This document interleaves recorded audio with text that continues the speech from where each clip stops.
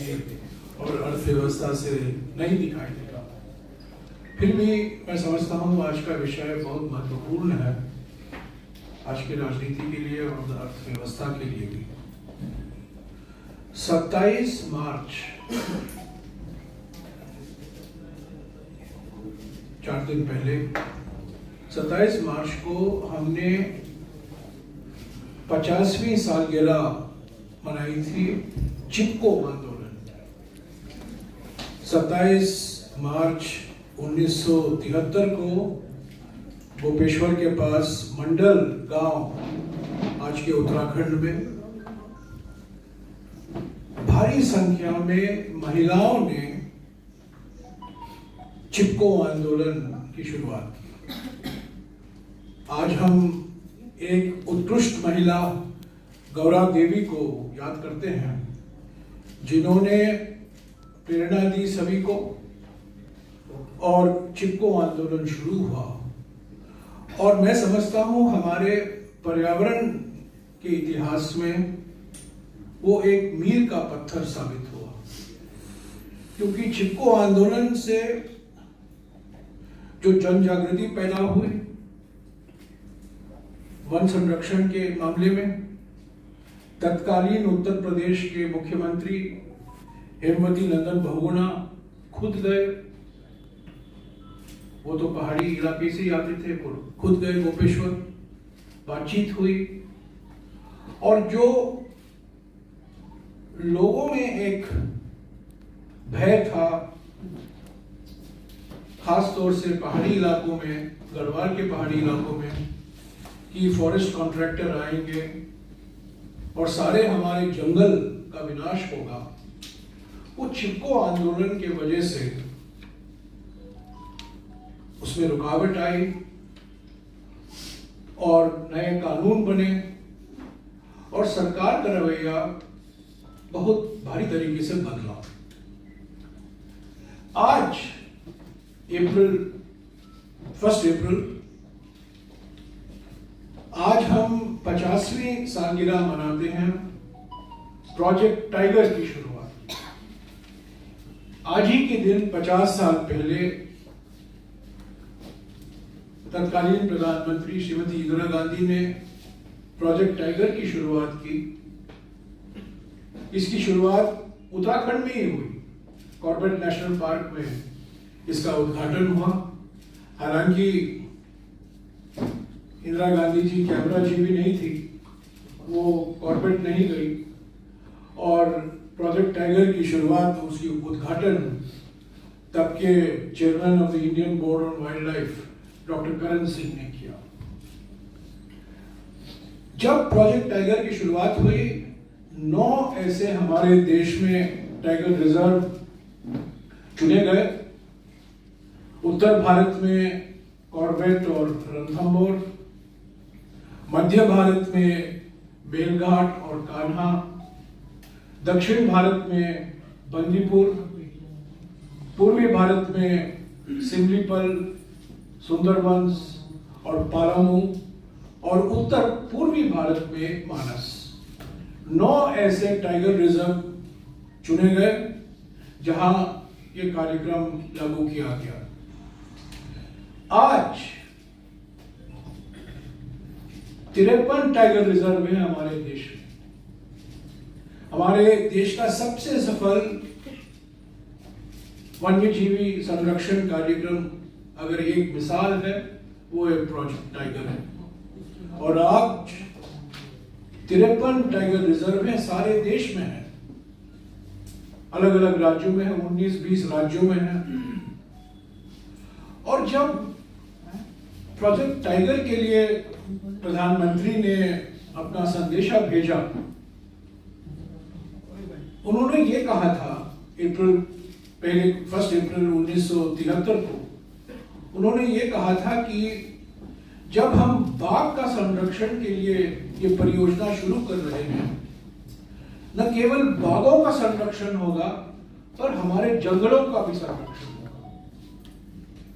हमें जंगल सुरक्षित रखने के लिए बाघों को सुरक्षित रखना है और बाघों को सुरक्षित रखने के लिए हमें जंगल को सुरक्षित रखना है। इन दोनों के बीच में एक गहरा ताल्लुकात है। आज देखिए, उस प्रोजेक्ट टाइगर के कारण जो हमारे 53 प्रोजेक्ट टाइगर रिजर्व हैं, वो इलाका हमारे जो घने जंगल हैं उसका 1/3 अंग है। 1/3 1/3 हमारे जो घने जंगल का एरिया है हमारे देश भर में, वो इन 53 प्रोजेक्ट टाइगर के रिजर्व के इलाके में है। तो मैं समझता हूं न केवल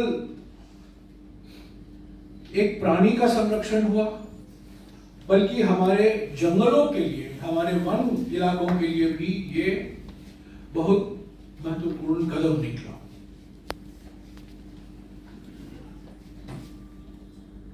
आज इसका राजनीतिक महत्व यह है, इसका सामाजिक महत्व यह है, इसका आर्थिक महत्व यह है कि हमारे सारे कानून जो हैं, जो बनाए गए थे, वो खतरे में है। कुछ महीने पहले आपको याद होगा, जो वाइल्ड लाइफ प्रोटेक्शन एक्ट है, वन्य जीव संरक्षण अधिनियम 1972, उसमें संशोधन लाया गया। कांग्रेस पार्टी ने उसका विरोध किया। स्टैंडिंग कमेटी जिसका अध्यक्ष मैं हूं, हम लोगों ने उसका विरोध किया, क्योंकि उस संशोधन से हाथियों के व्यापार में जो अंकुश लगाया गया था, उसका दरवाजा खोला जा रहा था। जब हमारे हाथी के डॉक्यूमेंट्री को ऑस्कर मिलता है, हम तालियां बजाते हैं, वाह वाह कहते हैं, पर जो हकीकत है हाथियों को लेकर, हमारे हाथी को 2010 में नेशनल हेरिटेज एनिमल का दर्जा दिया गया था। जो खतरे हैं इस कानून के संशोधन से दोनों सदनों में पारित हुआ है। जो हाथियों में व्यापार हुआ करता था, जिस पर प्रतिबंध लगाया गया था, उसके दरवाजे खोले गए हैं। सरकार को अधिकार दिया गया है कि वो तय कर सकते हैं किन हालात में हाथियों के व्यापार हो सकते हैं। और अभी अभी कुछ ही दिन पहले, 2 दिन पहले, आप जानते हैं, दोनों सदनों में, लोकसभा में और राज्यसभा में, वन संरक्षण अधिनियम 1980 में संशोधन लाने की प्रस्ताव सरकार ने पेश किया। वो बिल उन्होंने पेश किया लोकसभा में, वो सेलेक्ट कमेटी को जाएगा, वो स्थायी समिति को नहीं भेजा जा रहा है, क्योंकि स्थायी समिति के अध्यक्ष मैं हूं, कांग्रेस के एमपी हैं। सेलेक्ट कमेटी को इसीलिए भेजा जा रहा है कि वो उनका अध्यक्ष बीजेपी का हो सकता है, और जो उनको कहा जाएगा वो रिपोर्ट लिखेंगे। तो जो 50 साल में उपलब्धि हुई है हमारे देश में जंगलों को बचाने के लिए, हमारे वन इलाकों को बचाने के लिए, चिपको आंदोलन के वजह से, प्रोजेक्ट टाइगर के वजह से, वो सब आज खतरे में है। मैं आपको एक और बात को याद दिलाना चाहता हूं कि एक संवैधानिक संस्था है, राष्ट्रीय अनुसूचित जनजाति आयोग, national commission for scheduled tribes. 26 सितंबर 2022 को इसके अध्यक्ष हर्ष चौहान, ये मोदी सरकार ने ही इनको नियुक्त किया है, हर्ष चौहान हैं, जो राष्ट्रीय अनुसूचित जनजाति आयोग के अध्यक्ष हैं, और उन्होंने 4 पन्ने का खत लिखा है पर्यावरण और वन मंत्री को, और इसकी कॉपी मैं आपको उपलब्ध करा दे रहा हूं। और इसमें इन्होंने बिल्कुल साफ कहा है कि जो संशोधन ला रहे हैं आप अधिनियमों में, जो संशोधन ला रहे हैं आप नियमों में, रूल्स में, वो आदिवासियों के हित में नहीं है। जो जंगल में रहते हैं उनके हित में नहीं है।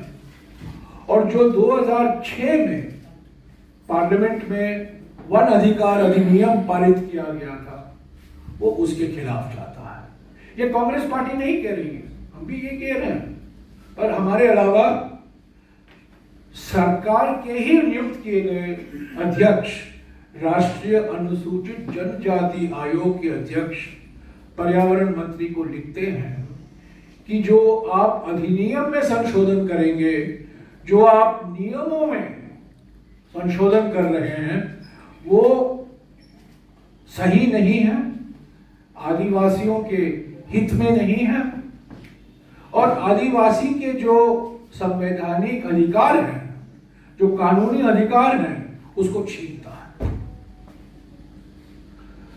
तो आज खुशी का दिन है और चिंता का भी दिन है। खुशी का दिन है कि हम चिपको आंदोलन का 50वीं सालगिरह मना रहे हैं।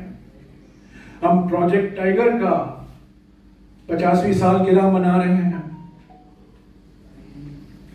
जिसकी वजह से जंगल बचे हैं, प्राणियां बचे हैं। बाघ ही एकमात्र मिसाल नहीं है।